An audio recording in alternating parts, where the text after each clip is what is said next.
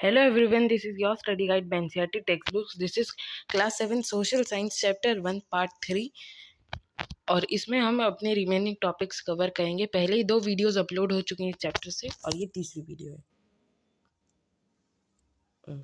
The west coast of India. The west coast of India stretches from Gujarat to Karnataka, passing through Maharashtra, Goa and Karnataka.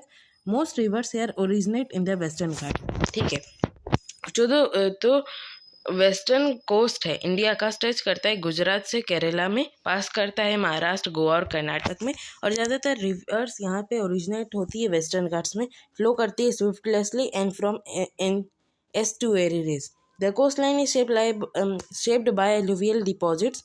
अब alluvial deposits ये होता है कि जैसे छोटी छोटी नदियाँ, सहायक नदियाँ बहती हैं तो बहुत फ्लो से बहती है, जिससे कई कंकड़ बालू को लेके चलती, जो कि अगर कहीं पे भी पहुंचते हैं तो उसको वो काफ़ी फर्टाइल हो जाते हैं, इसलिए उसको कहते हैं alluvial deposits. From short rivers and feature coves, creeks and एंचुरीज।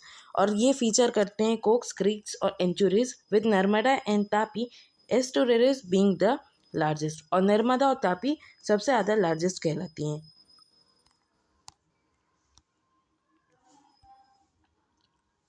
Figure 1.34 an aerial view of a part of the west coast. अब ये एक एरियल व्यू है पार्ट के वेस्ट कोस्ट का, वेस्टर्न कोस्ट का। अब इसमें आपको नोट करना है कि कितना पास है हिल्स जो वेस्टर्न घाट में है अरेबियन सी से। यहाँ पे अरेबियन सी होगा ऑब्वियसली, ये कोस्ट लाइन है यानी बीचेस हो गया एक तरह से। और यहाँ पे पहाड़ है, कितने पास है कि नहीं।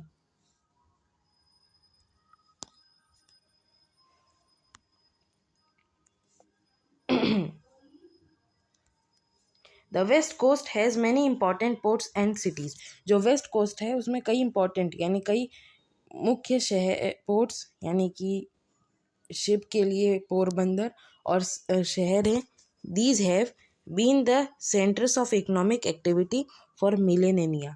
और ये है सेंटर इकोनॉमिक और एक्टिविटी के लिए, द ईस्ट कोस्ट। अब हम बात करते हैं ईस्ट कोस्ट के बारे में।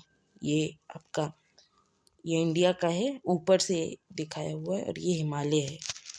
The east coast lies between the Eastern Ghats and the bay of Bengal. और जो ईस्ट कोस्ट है लाई करता है ईस्टर्न घाट्स में और बे ऑफ बंगाल में, stretching from Ganga delta to Kanyakumari. और स्ट्रेच करता है गंगा डेल्टा से कन्याकुमारी के बीच। It has wide plains and major river deltas including Mahanadi, Godavari, Krishna and Kaveri. इसमें काफ़ी वाइड प्लेन्स है, चौड़ी प्लेन्स हैं और मेजर रिवर डेल्टाज हैं। डेल्टा यानी जब नदियाँ समुद्र में मिलने वाली होती तो उसको डेल्टाइक रीजन कहते हैं, जिसमें महानदी, गोदावरी और कृष्णा और कावेरी नदियाँ भी शामिल हैं। Important water bodies like Chilika lake and Pulicat lake, a lagoon which is a body of water separated from larger bodies of water by natural barrier. Okay, तो जो इम्पोर्टेंट वाटर की बॉडीज़ है जैसे चिलिका लेक और पुलिकट लेक, जो कि एक लगून है, वो एक बॉडी रहा करती थी नदी की और सेपरेट हो गई लार्जर बॉडीज़ में वाटर के और नेचुरल बैरियर के चलते, यानी एक नेचुरली एक तरह से बैरियर का काम करने लगते हैं ना। आर फाउंड है और यहाँ पे मिलते हैं।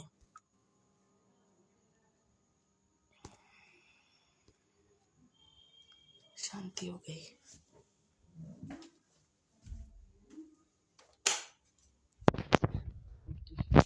अब कवर करते हैं ऐसे, ठीक है। और क्लियर नहीं आ रहा, हाँ अब आ रहा है, इधर आ जाओ भाई। Deltas are landforms formed at the mouth of a river when it deposits sediments into larger body of water. Deltas landforms होते हैं जो कि फॉर्म करते हैं माउथ, मुंह, जो कि नदी कहा जाता है, और डिपॉजिट करते हैं सेडिमेंट्स यानी वही जो अपने साथ एलुवियल डिपॉजिट्स भी बोल सकते हो, लार्जर बॉडी के वाटर की, जैसे कि ओशियन, लेक और अनदर रिवर। ओवर टाइम दी सेडिमेंट्स बिल्डअप, और समय के साथ ये सेडिमेंट्स बिल्डअप होते हैं, फॉर्मिंग अ ट्रायंगुलर और फैन शेप्ड एरिया। ये ट्रायंगुलर या फैन शेप्ड एरिया में कहलाते हैं। यहाँ से एक नदी जाएगी, यहाँ से उस नदी के टुकड़ा हो गया और बीच में उसके सेडिमेंट्स आ जाते हैं, बहुत कचरा हो गया। The Godavari, Krishna and Kaveri and Mahanadi reverse create fertile delta. जैसे कि गोदावरी, कृष्णा, कावेरी और महानदी रिवर्स है, ये क्रिएट करते हैं फर्टाइल डेल्टा जो कि बेस्ट मानी जाती है उपजाऊपन के लिए, making the land ideal for farming. और ये लैंड आइडियल यानी सर्वोत्तम मानी जाती है फार्मिंग के लिए। इंडियन आइलैंड्स, भारतीय island. The Indian islands refer to a group of islands scattered across the Indian Ocean. जो इंडियन आइलैंड्स रेफर करते हैं ग्रुप के आइलैंड्स के जो कि स्कैटर होते हैं इंडियन ओशियन से, यानी समुद्र के बीचों बीच जो लैंड का बचता है।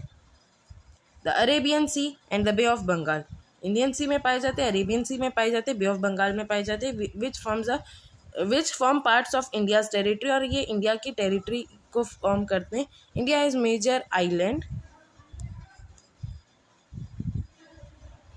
India has major island groups like Lakshadweep in the Arabian Sea and the Andaman and Nicobar Islands in the Bay of Bengal. India में काफ़ी ऐसे आइलैंड की ग्रुप है, जैसे लक्षद्वीप पूरा एक तरह से ऑर्गेनाइज है ना, और अरेबियन जो कि अरेबियन सी में पाया जाता है, और अंडमान एंड निकोबर आइलैंड जो कि बे ऑफ बंगाल में आता है। These islands have unique wild life, और ये आइलैंड्स जानी जाती है अपनी यूनिक सबसे अलग वाइल्ड लाइफ के लिए। यहाँ पे बहुत अलग से जानवर मिलेंगे। ब्यूटीफुल बीचेस, बहुत ही साफ़ सुथरे और अच्छे बीचेस है। कोरल रीफ्स यानी कोरल पत्थर, जो समुद्री पत्थर है। वोल्केनोज, एक इंडिया में एक एक्टिव वोल्केनो भी है। Several ancient tribes made these island their home tens of thousands of years ago. ये जो सेवरल एंशियंट ट्राइब्स यानी कई पुरानी ट्राइब्स, आदिवासी लोग इस आइलैंड को अपना घर बना लिए कई सौ हज़ार सालों से। लक्षद्वीप आइलैंड के बारे में अब हम जानेंगे।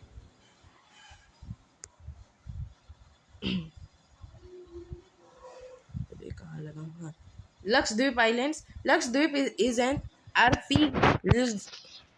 आर्चीपेलागो। लक्षद्वीप एक आर्चीपेलागो है, ग्रुप ऑफ आइलैंड, एक ग्रुप है आइलैंड का। लोकेट किया जाता है अरेबियन सी में, close to Malabar coast of Kerala, और ये पास है मलाबार कोस्ट केरला के। It is made up to 36 island made of coral, और ये 36 आइलैंड को बताता है। ये 36 आइलैंड लिखा है, चाहो तो बुक में देख लो, यहाँ पे थोड़ा गड़बड़ हो गई। नॉट ऑल आइलैंड्स, परेशान करे यार। Not all islands are inhabited by people, थोड़ा स्लो हो गए, और इसमें से सभी आइलैंड्स नहीं इनहेरिटेड किए गए जिसमें से लोगों की बसावट नहीं हुए। अब समुद्र के बीचों बीच है, जाना मुश्किल होगा ना। India controls a vast marine area, और इंडिया कंट्रोल करता है एक बहुत सारे मरीन एरिया को, अलाउइंग फॉर फिशिंग के लिए, रिसोर्स एक्सप्लॉयटेशन यहाँ पे कोई गलत वर्ड के लिए नहीं, रिसोर्स को निकालने के लिए, जैसे कोल माइनिंग होती है, एंड एनवायरमेंटल प्रोटेक्शन, और एनवायरमेंटल प्रोटेक्शन के लिए इंडिया किस में ध्यान रखती है? वास्ट मरीन एरिया के लिए, फिशिंग के लिए, रिसोर्स एक्सप्लोरेशन के लिए, एक्सप्लॉयटेशन में पढ़ दिया सॉरी, एनवायरमेंटल प्रोटेक्शन के लिए भी। Andaman and Nicobar islands, this archipelago comprises more than 500 large and small volcanic islands.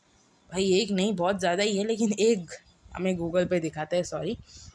ये आरपी को कंप्रेस करता है 500 से ज़्यादा छोटे बड़े वॉल्केनिक आइलैंड्स के लिए डिवाइड किए जाते हैं 2 डिस्टिंक्ट ग्रुप्स, 2 ग्रुप में, एक अंडमान और एक निकोबार आइलैंड्स, इसीलिए तो नाम है Andaman and Nicobar islands.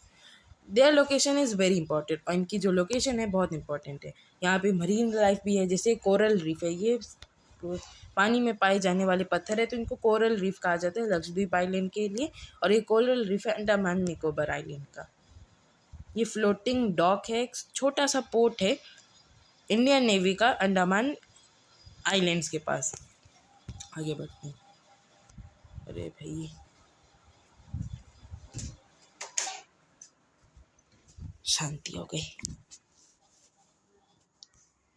They are like the outpost of India, और ये बाहरी पोस्ट है इंडिया के। Keeping an eye on the ocean, ये एक आई रखते हैं यानी कि नज़र रखते हैं ओशियन पे, समुद्रों पे। It is home to a variety of flora and fauna. Flora यानी कि पेड़ पौधों और जानवरों का घर है, ये एक वैरायटी है। The Andaman islands are also significant from an historian point of view, और ये अंडमान आइलैंड एक हिस्टोरियल पॉइंट ऑफ व्यू से बहुत ही इम्पोर्टेंट है। कई स्वतंत्रता सेनानी यहाँ पे जेल किए जाते थे। काला पानी का जेल, पानी का जेल अपने का सज़ा आपने सुना होगा, cellular jail. Most severe conditions, it is a prison complex called the cellular jail, और इसमें से सबसे बुरा गंदा जेल था सेल्यूलर जेल। जिसमें काले पानी की सज़ा मिलती थी, यानी पूरे दिन एक थोड़ा सा पानी मिलेगा, रोटी भी एक दिया तो नहीं दिया, नहीं तो नहीं दिया, पूरे दिन भूखे प्यासे रखेंगे। और जो भी स्वतंत्रता सेनानी अंग्रेज़ों के खिलाफ आवाज़ उठाते थे उनको यहीं पे पटक दिया जाता था। It has been preserve to remind us of the tremendous sacrifice that our forefathers made so we could be free। तो ये हमें एक रिमाइंडर देता है कि हमारे कैसे इतने ज़्यादा खतरनाक सज़ा, इतनी ज़्यादा लड़ाइयाँ युद्ध कर करके हमारे पूर्वजों ने, हमारे फोर फादर्स ने हमें फ्री किया है, हमें फ्रीडम दिलाया है, इसका गलत यूज़ ना हो। We will discuss this some more in higher classes. हम इनके बारे में हायर क्लासेस में जानेंगे। टॉपिक था तो थोड़ा बता ही देते।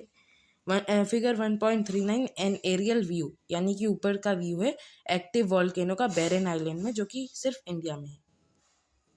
धुआं भी छोड़ रहे हैं ऊपर से, आपको समझ नहीं आएगा, लगेगा कि सब प्लेन ही है पहाड़ों का।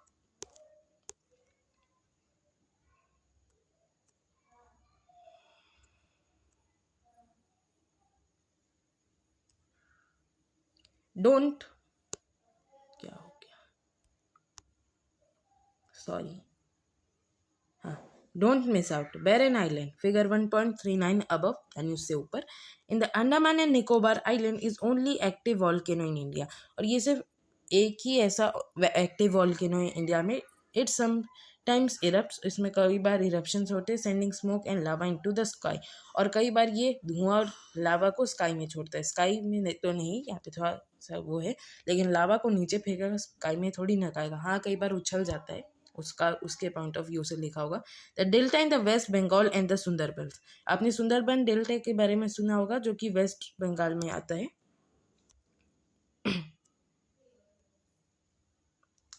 As we travel back from the islands towards the eastern side of the Himalayas via the Bay of Bengal, जैसे कि हम ट्रैवल करेंगे आइलैंड से को छोड़कर ईस्टर्न साइड में Himalayas via bay of Bengal, bay of Bengal से होते हुए हिमालयाज की ओर, we come to the Sundarbans, हम सुंदरबंस की ओर आते हैं।